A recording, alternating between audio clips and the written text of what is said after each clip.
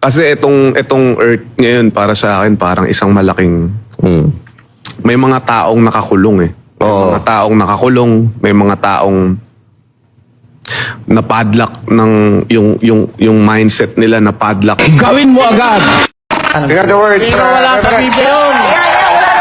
Wala sa Biblia yun.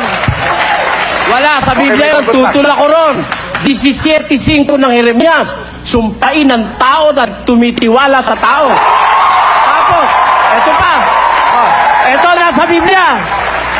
Awit 146:3. Ang sabi, Psalms 146 verse 3, ang sabi nun, huwag niyong ilagak ang tiwala ninyo sa mga pangulo o sa mga anak ng tao na walang pagsaklolo. Hindi ka sigurado Iba ang yan. premise nun, Eli. Di ba? Ito isang buhay na karanasan. Inidorso ng Iglesia ni Cristo sa Erap. Ano nangyari kay Erap? El Shaddai din. Di ba? Ang El Shaddai inidorso sa Erap. Ano ngayon? Ba't hindi niyo tinulungan si Erap? Pinalikuran mo lang. Mahirap eh. No? sasagot lang.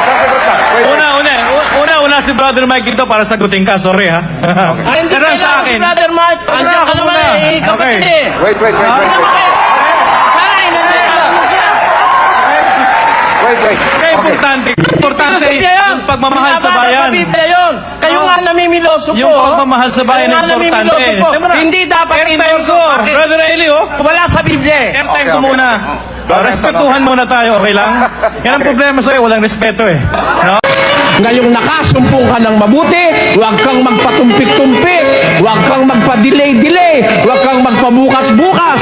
Pagkakasumpong mo ng mabuti, gawin mo agad.